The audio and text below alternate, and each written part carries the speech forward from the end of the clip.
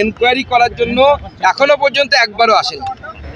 ভারতবর্ষের সর্ববৃহৎ রাজনৈতিক দল, যাদের 12 কোটি 13 কোটি মেম্বার গোটা দেশে, সেই রাজনৈতিক দলের অফিস, পার্টি অফিস একটা ভোটের সময় আমরা নিয়েছিলাম, সেটা ভাঙচুর হলো।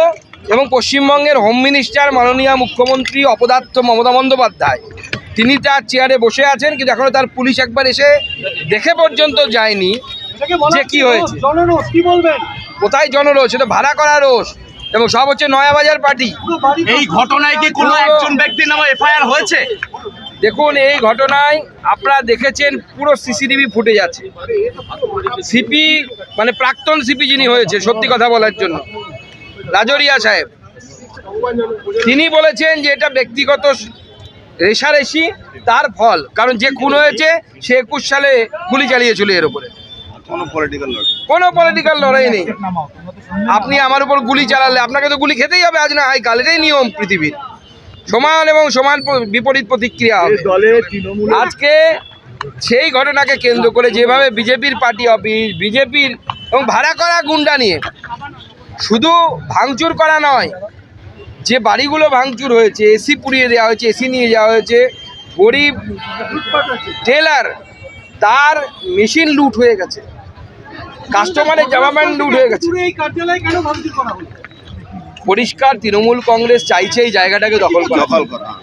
এখানে আমাদের এত সুন্দর, এত প্রমিনেন্ট পজিশনে আমাদের পার্টি অফিস আছে, এটা তৃণমূল কংগ্রেসের সহ্য হচ্ছে না। তৃণমূল কংগ্রেসের মদের ঠেক চালাতে হবে, লোটো চালাতে হবে, বালির ব্যবসা চালাতে হবে, এই তিনটে চালাতে হবে এই বিধানসভায়। চালাও না ভাই, আমরা মানা করিনি তো। তোমরা চুরি করো, চুরি করে খাও, দেখি মরার সময় কতটা নিয়ে যেতে পারো। উল্টো বিল্ডিং এর মালিকের নামে এফআইআর করা হয়েছে, যদিও দূর দূর থেকে কোনো কিছু নেই। যারা ভাঙলো তাদের বিরুদ্ধে কোনো এফআইআর এখনো পর্যন্ত হয়নি, কোনোভাবেই যুক্ত নয়। এবং দেখুন, আগের সিপি পুরো তো ফান্ডা ফোর যাকে বলে সেটা করে দিয়েছে, হাটে হাড়ি ভেঙে দিয়েছে। তো সে তো নিজে বলছে, সে তো পুলিশ অফিসার, সে তো বিজেপির লোক নয় বা তৃণমূলের লোক নয়, সে তো ইনফরমেশন নিয়ে বলেছে, ইন্টেলিজেন্স থেকে নিয়ে বলেছে। সত্যি কথা বললেন তাহলে? এবং এখানকার বিধায়ক সনদ বাবু, এবং সনদ বাবু বললে ভুল বলেছে, সনদ গুন্ডা, আর ওদিকে হচ্ছে এখানকার সাংসদ, তারা এক একজন যে পরিমাণ গুলির কথা বলছে, কেউ বলছে 3 রাউন্ড, কেউ বলছে 4 রাউন্ড, কেউ বলছে এখানে গুলি লেগেছে, কেউ বলছে কালে গুলি লেগেছে। মানে গুলিটা কোথায় লেগেছে সেটা তাকে ঠিক করে বলতে বলুন। মিথ্যে কথা বললে পরে তো একদম ইট দিয়ে থেতলে মারা হয়েছে, কোনো গুলি চলেনি। তৃণমূল কংগ্রেস শুধুমাত্র মিথ্যে কথা বলে বিজেপির কর্মীদেরকে, কারণ এরা জানে মানুষ ভোট দিতে পারলে পরে তৃণমূল কংগ্রেস জিততে পারবে না, ভয়ের বাতাবরণ তৈরি করার চেষ্টা করছে। কারণ 26 আসছে, আমরা ছেড়ে দেবো না, কিন্তু আমরা পরিষ্কার বলেছি, আমরা ছেড়ে দেব না। আমরা বিজেপির কর্মীদের পাশে যেমন দাঁড়াচ্ছি, শেষ দেখে ছাড়বো।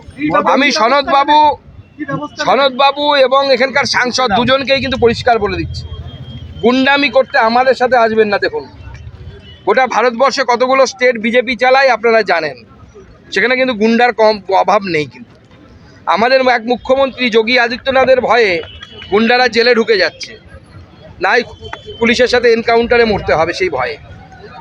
আমরা পরিষ্কার বলে দিচ্ছি, যে সমস্ত তৃণমূল লোকেরা, গুন্ডারা তৃণমূল কংগ্রেসের কথায় বিজেপির বাড়িঘর এখন ভাঙচুর করছেন, আমরা কিন্তু খাতায় লিখে রাখছি।